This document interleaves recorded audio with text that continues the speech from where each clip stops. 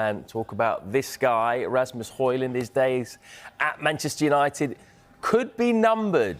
How close is Rasmus Hojlund, Dan, to leaving Man United? Well, look, I think after Benjamin Sesko signed over the weekend, have to say he was paraded at Old Trafford before the game with the likes of Mateus Cunha and then Brian Mbeumo. There's a lot more questions over Rasmus Hojlund's future. Of course, a player they spent £72 million on just a few years ago. And we understand AC Milan are now in talks with Manchester United over a potential move for Hojlund. What I think United will want out of that type of potential deal is, I think they would be happy with a loan, but with an obligation to buy in terms of going into the future. One thing I do want to say about Hojlund, though, Matt, is yes, his future has been in question, but I've been around United in the last few days. I was at the training ground reopening on Friday, where the whole first team squad, Ruben Amorim, were all there. Hojlund was there, smiles, acting very professional on Saturday, the last pre-season game at Old Trafford, seeing what seems to be his replacement getting paraded before the game at Old Trafford. During the penalty shootout against Fiorentina, he acted pretty amongst his teammates. And I think that type of behaviour has to be, seen as a real positive in a window where, for various reasons, you see players not training with their clubs or making huge statements because of their future. You have to admire the way Hojlund's gone about his business, whether he remains at United or not past the deadline. Kevin, Man United want a permanent sale. Are AC Milan in a position where they could buy Hojlund, or is it going to be more of a loan situation? And how high is his stock still in Italy? Because that's obviously where he came from for Manchester United in the first place, scored a few goals out there. I think it is still high. I think it's interesting as well, if you look at Joshua Zirkzee, for example, he's still quite highly rated in Italy. He was being linked with Juventus not that long ago. So players like Zirkzee and Hojlund have done it in Italy, not over a long spell of time, but they have proven that they can score goals, make goals. And what he did at Atalanta was very impressive, and that's what caused United to move for him and spend so much money. In terms of Milan, their situation's really interesting because they brought in Santi Jimenez, the Mexican striker from Feyenoord, and you thought, right, he's set to be there for the next few years. There's talk of him being moved on even now, which I think is bizarre, quite frankly. There's talk of them not only moving for Hojlund, but Dusan Vlahovic as well, who Juventus are desperate to get off their wage bill. And so if both of those were to come in, Milan suddenly wouldn't have room for Jimenez. So there does seem to be real interest, and I just wonder whether it'll end up being a loan with an obligation to buy something like that to give Milan a bit of room. And just a quick word on Hojlund. I mean, you also, even though he came out in pre-season and was adamant he wants to stay United, against Fiorentina on Saturday, he was an unused substitute. Mason Mount started as a 9 instead of Hojlund, and he didn't come off the bench whatsoever. So for Hojlund now, I think he's getting an indication he's not part of Ruben Amorim's plans going forward. And I will go on about this for the whole window. It is a World Cup year. He needs to play football for his own international future to be at next summer's World Cup. Well, he actually came on board before Ineos, didn't he, Hojlund? So if he goes, is this a sign that Ruben Amorim is slowly getting together his kind of team, his kind of players? Absolutely, and I think we can have a look at some of the players Manchester United have signed since Ineos have joined the club, and it's very interesting, the two positions that they haven't signed in, or their gaps in that team, are potentially the two that they might be looking at before the deadline. We know that if they can, they would like to reinforce that midfield, but I think when you look at Hojlund's position, the one player isn't there, Joshua Zirkzee, is also potential, of course, as a forward. But I think when you look at Hojlund, he does maybe just come as a bit of a victim of this pre-Ineos era where, Jason Wilcox, Christopher Vivell have really led the recruitment at Manchester United. And of course, Vivell, Kevin, was a huge reason as to why Sesko joined United, because he had scouted him at RB Salzburg and RB Leipzig as well. Yeah, knew about him for many years, really pushed for that. And I think Sesko is a sign of where they're trying to go to.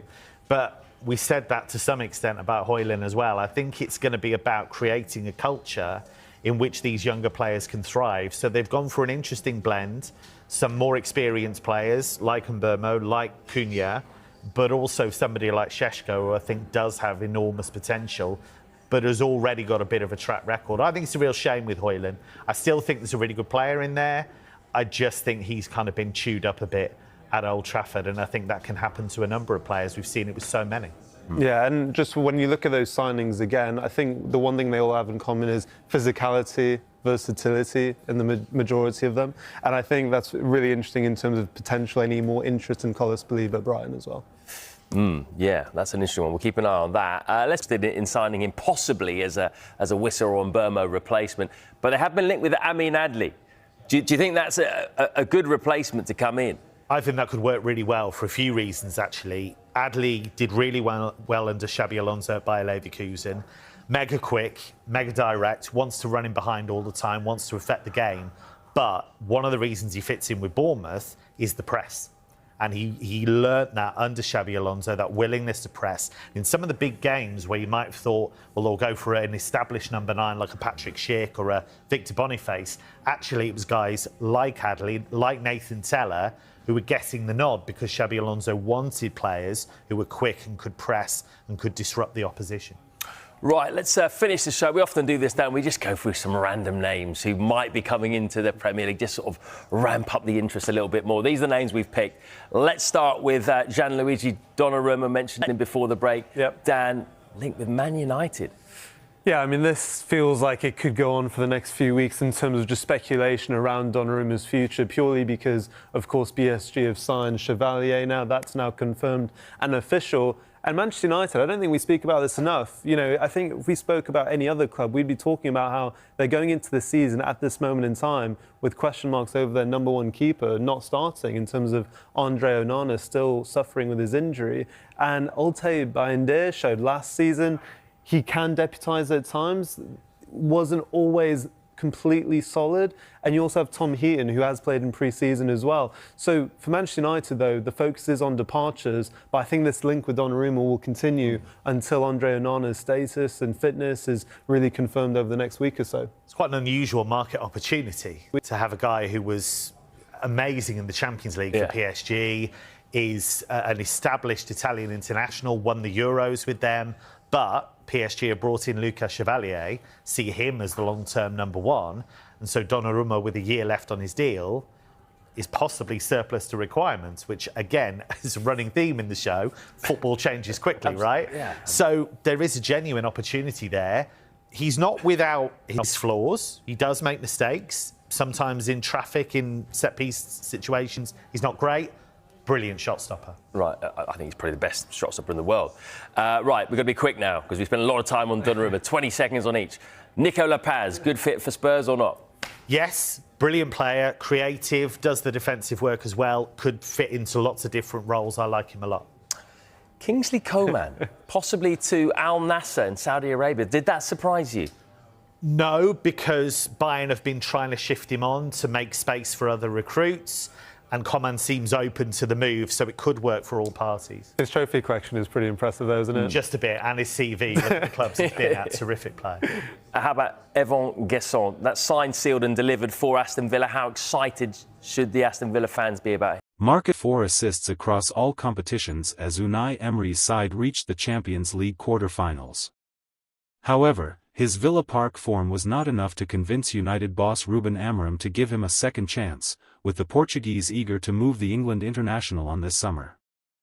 Rashford made up part of Amorim's bomb squad, a select group of United exiles with no future in the manager's first-team plans. Members of the bomb squad have been told to conduct pre-season training alone at United's Carrington base, only when Amorim is not there. Rashford's United predicament marked an alarming downfall from the sprightly 18-year-old who burst onto the scene by scoring twice on his Premier League debut against Arsenal in February 2016, when he was just 18. That saw him tipped for stardom, although he has yet to maintain the consistency required to be considered among the top players in the world, while he was a regular fixture in former England manager Gareth Southgate's sides as an integral part of 3 Lions' run to the World Cup semi-finals in 2018 and the final of Euro 2020, he has fallen out of favour since Thomas Tuchel's arrival. With the 2026 World Cup on the horizon, Rashford will be hoping for a fresh start as he looks to secure his spot on the plane to North America next summer. A new environment may also bring the best out of the forward, after he spoke out in April 2024 having been subjected to months of abuse. A post on X, formerly Twitter, read: "The way Marcus Rashford is being treated is absolutely disgusting.